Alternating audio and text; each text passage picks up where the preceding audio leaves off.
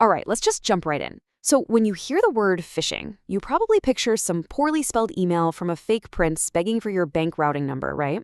Well, scrap that image. Modern phishing is absolutely not just simple spam anymore. It has morphed into these highly sophisticated, targeted digital heists. In today's Explainer, we're unpacking the anatomy of business email compromise, or BEC, and looking at exactly how attackers are using psychological manipulation and flawless digital disguises to literally walk away with millions. To really wrap our heads around the scale of this threat, look at this staggering number, $2.7 billion. According to the FBI's 2022 Internet Crime Report, that is the adjusted financial loss attributed to BEC in just a single year. These threat actors are hitting companies, big and small, across more than 150 countries. So we're not talking about pocket change here. This is, without a doubt, one of the fastest growing and most financially devastating internet crimes out there right now. And this FBI IC3 data perfectly illustrates why BEC is just so destructive. If you look at the victim's side, phishing in general casts a massive net, hundreds of thousands of targets. But BEC, it only claims around 21,000 victims. But here's the kicker. When you measure the financial loss, BEC absolutely skyrockets to the top. It accounts for over $2.7 billion in damages, totally dwarfing almost every other type of cybercrime. The attackers know they don't need a million victims. They just need a handful of the right targets to completely empty the vault. Section 1.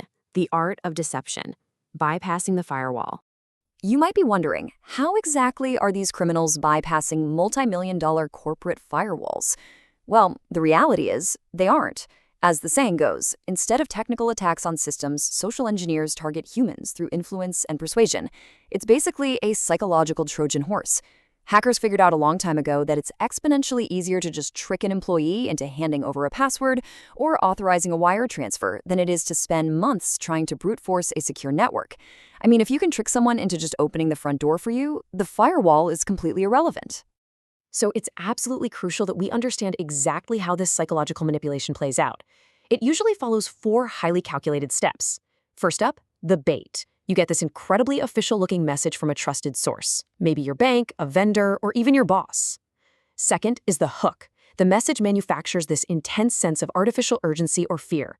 Your account is locked or this payment is late. Third, the deception. You're rushing to fix the problem, so you click a link that drops you into a flawless, totally fake login portal. And finally, the theft. You punch in your credentials or authorize that transfer, and boom, the attacker instantly steals your data or your money. Now, to make that bait convincing, they use some incredibly sneaky visual tricks. Look closely at these email addresses. The one in the center is legitimate, but the surrounding ones are fraudulent, spoofed versions. See that one on the top left? The attacker literally just swapped the lowercase letter L for a capital letter I. This is what's known as a homograph attack. To the naked eye, especially if you're just glancing at your phone screen between meetings, it is virtually indistinguishable. And it's not just the addresses. The actual content of these emails has gotten terrifyingly good. Back in the day, legacy phishing was super easy to spot, right? Bad grammar, obvious typos, that generic "Dear Customer" greeting. But modern phishing, it is often totally flawless. Attackers are using large language models and generative AI to craft personalized, error-free text that fits your specific context perfectly.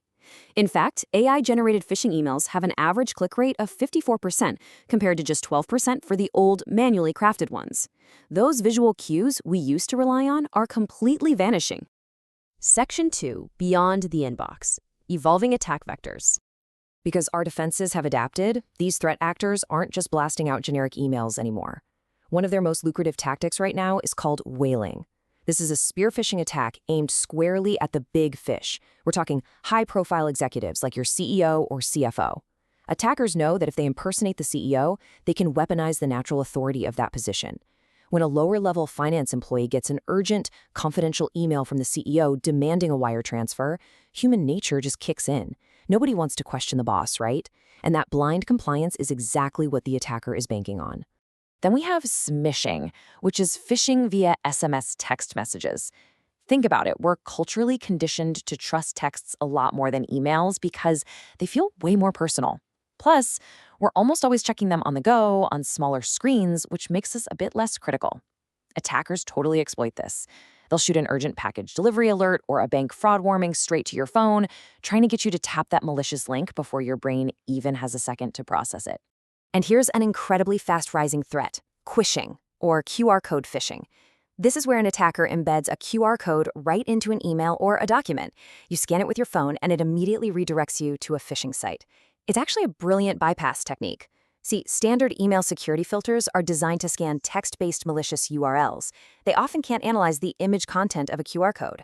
So the attacker slips right past the filter and shifts the attack directly onto your mobile device. Section 3. High-profile cyber heists. Catastrophic consequences. When these sophisticated deceptions actually succeed, the corporate consequences are absolute devastation. Just look at the jaw-dropping losses some of these major companies have suffered. In 2018, the European cinema chain Pathé lost an astonishing $21.5 million, which was roughly 10% of their total earnings for the entire year. And that was all from a BEC scam run over just a single month. In another case, fraudsters used highly targeted emails to trick the controller at the Omaha-based Schooler company into wiring $17.2 million straight to a bank in China. But honestly, perhaps the most chilling example is a 2016 attack on the aerospace company FACC. This really shows you how deep these operations go. Phase 1, the cybercriminals exploited a vulnerability in the email server just to sit back and study the CEO's writing habits. Then, Phase 2, they crafted a flawless social engineering email to a finance employee asking for a transfer for a highly confidential acquisition project. Phase 3, the employee fell for it, transferring 42 million euros to an account the attackers controlled. The fallout? Well, the company's stock plummeted 17%. And in Phase 4, both the CEO and the CFO were fired for failing to protect the organization. Section 4. Spotting the red flags. Bulletproofing your organization. So the stakes literally could not be higher. But look, we aren't defenseless here. By really understanding the attacker's playbook, we can train ourselves to spot the red flags. Experts track about 14 major indicators, but they really boil down to a few critical categories. First, the suspicious sender. Always check the actual email address, not just the display name, looking for those subtle domain lookalikes. Second, artificial urgency. If a message is demanding immediate action, threatening to close your account, or insisting on absolute secrecy, massive alarm bells should be ringing. And third, unexpected attachments or links.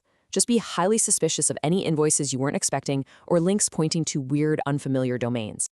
Now, of course, humans shouldn't be the only line of defense. Technical protocols are absolutely crucial. You've got SPF, DKIM, and DMARC. These are authentication standards that, when strictly enforced, actually stop attackers from spoofing your organization's domain upstream. And then there's multi-factor authentication, or MFA. This ensures that even if an attacker manages to trick an employee into handing over a password, they still can't get into the account without that second layer of verification. But here's the thing. Attackers are always finding new workarounds to technology. So the ultimate defense really remains a vigilant human culture. It all comes down to a super simple 3-step rule. Step 1, pause. Just take a breath. Never react immediately to a frantic digital request. Step 2, verify.